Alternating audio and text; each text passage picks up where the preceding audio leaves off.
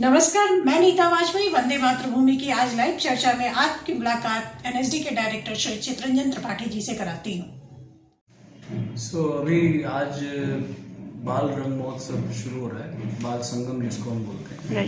ये बाल संगम जो है, जितने सारे चाइल्ड फोक आर्टिस्ट हैं वो भारत के विभिन्न जगह से आते हैं और अलग अलग फॉर्म से आते हैं और एकत्रित होते हैं और ये बहुत बड़ा उत्सव मनाया जाता है और ये बहुत बड़ा एक संगम होता है अलग अलग फोक फॉर्म्स का। और ये 8 साल से ये महोत्सव बंद था और अभी फिर से इस साल हमने इसको दोबारा उजागर किया है और एक ही छतरी के नीचे जिसका नाम है भारत रंग महोत्सव, जो कि सच्चे मायने में पूरे विश्व का सबसे बड़ा अंतर्राष्ट्रीय नाट्य समारोह है, उसके तहत ये हो रहा है।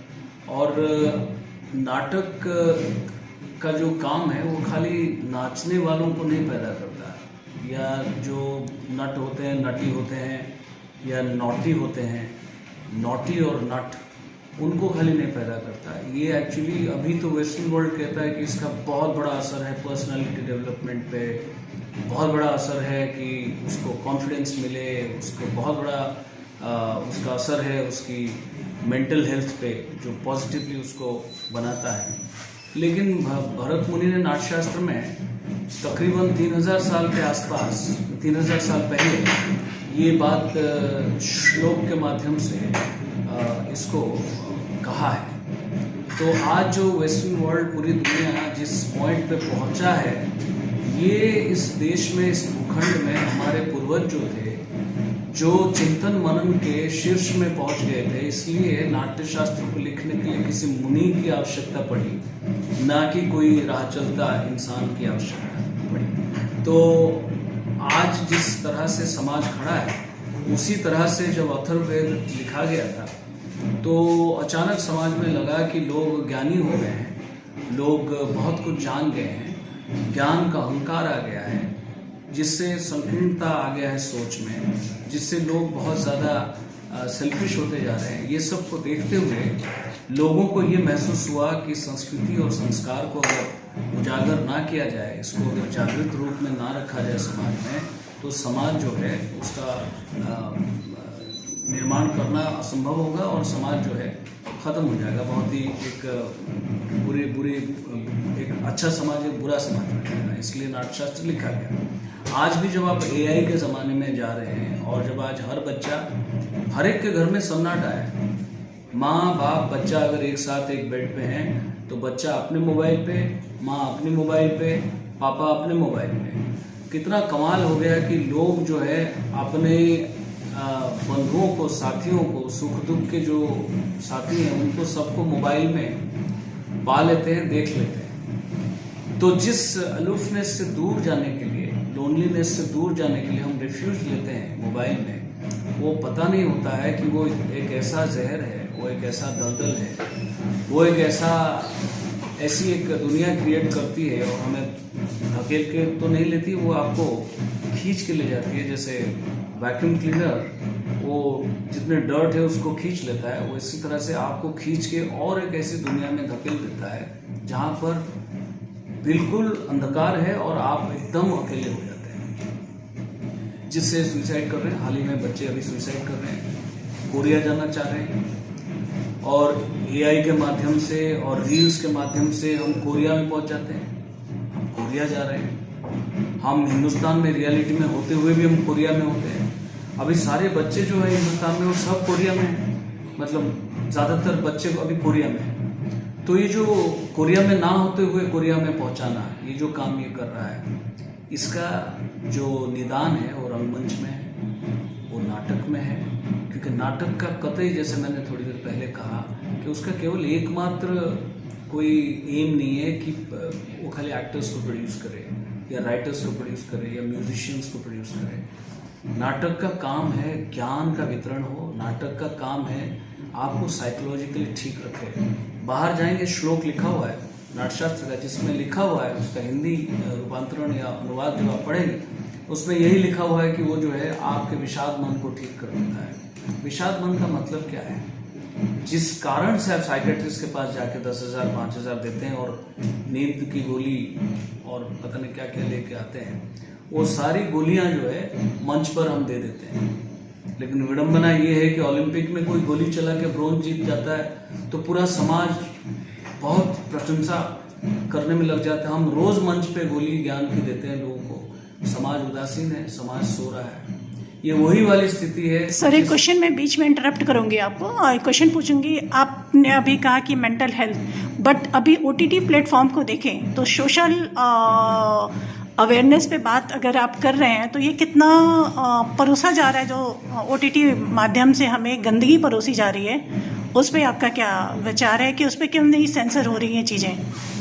अभी कुछ राइट नाउ काफ़ी कमाई की है फिल्मों ने, मैं नाम नहीं लेना चाहूँगी, बट उन्होंने कमाई तो की है, बट जनरेशन जो हमारी जनरेशन है उसको कितना मेंटली बैंकरप्ट किया है, इस पर आप दो शब्द कुछ कहना चाहेंगे? सेंसर सरकार का काम है, वो मेरा काम नहीं है। हाँ तो राइट। सेंसर क्या होना चाहिए, कैसे होना चाहिए, वो बड़े लोग तय करेंगे। लेकिन कोई डायरेक्टर या कोई भी कैसे ऐसे सोच कैसे सकता है, इतनी गंदी थॉट आती कैसे है कि हम परोसना चाहते हैं ये? अब दुनिया है उसमें, जैसे हम बाहर जाते हैं, बाहर क्या पूरा स्वच्छता है? नहीं है। बाहर आप देखते हैं गंदगी है, तो आप गंद से बचते हैं क्योंकि आपकी विवेक, आपकी बुद्धि आपको गंद से बचाता है। सिमिलरली मार्केट में जितना कुछ आपके सामने है उस गंद से अगर आप कॉन्शियस हैं तो आप बचेंगे, कॉन्शियस नहीं है तो आप उसमें फंसेंगे। मतलब आपके कहने का ये है कि जनता देखना चाहती है इसलिए हम बनाते हैं? नहीं, कौन बनाता है? मैं नहीं बनाता। हमसे मतलब मेरा है कि मैं नहीं, आपको मैं उस कैटेगरी में नहीं रख रही हूँ, आप तो मीन्स की आप डिफरेंट है। बस एक व्यू जानना चाहती हूँ कि व्यू ऐसा होना चाहिए कि नहीं होना चाहिए, ऐसी चीज़ें परोसनी चाहिए लोगों को, इंडस्ट्री को? ये चाहिए कि नहीं चाहिए कौन तय करेगा? आई थिंक सेंसर बोर्ड या जनता ना देखे तो उनसे बात करें।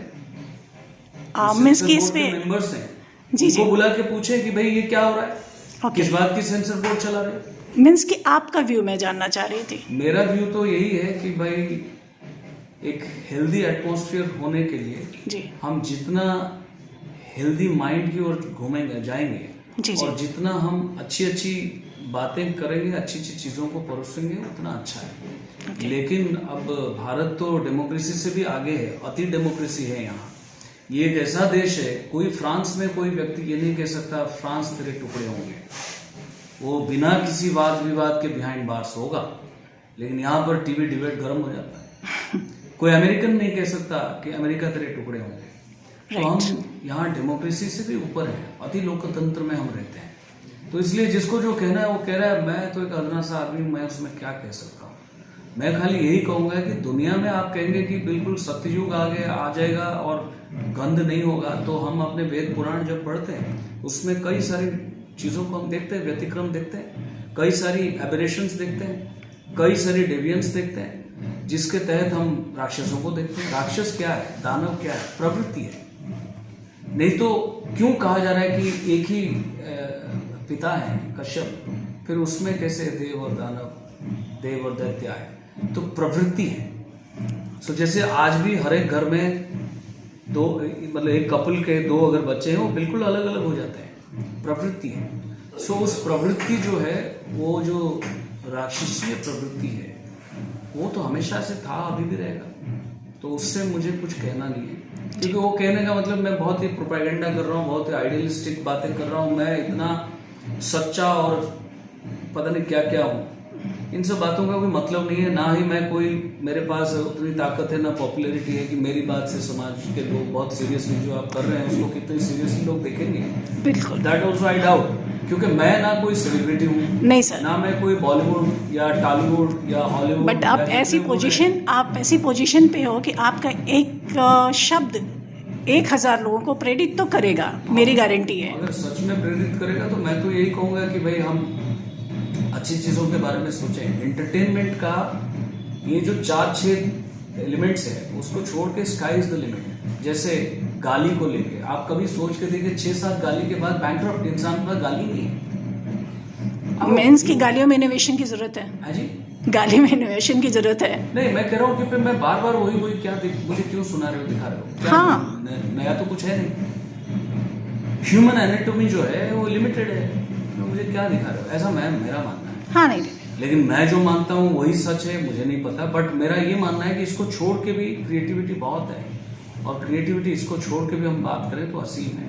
बिल्कुल। अब लोगों को जैसा लगे, जो क्या इस देश में राज कपूर क्या कम सोचते थे, तो वो किस तरह से अपनी थॉट को रखते थे, लेकिन हम अभी क्रिएटिव एक्सप्रेशन की लिबर्टी के नाम पे कहीं और चले जाते हैं, बिल्कुल। बाजार से भी प्रभावित होते हैं और बहुत सारी। सो इसमें एक जैसे सेल्फ सेंसरशिप की लोग बात करते हैं, वो भी होना चाहिए, और जो सेंसर बोर्ड है वो भी बढ़ चढ़ के कुछ करे। So censor board is actually necessary evil, okay. it has to be there, it is very very necessary, and for few people it might look like an evil element of evil, but it's a necessary evil। तो ये होना चाहिए और थोड़ा सख्ती से होना चाहिए, और साथ में जो हम क्रिएटिव लोग हैं हमें भी थोड़ा सोच समझ के एक जिम्मेदारी के साथ करना चाहिए, ऐसा। Okay, thank you sir, thank you.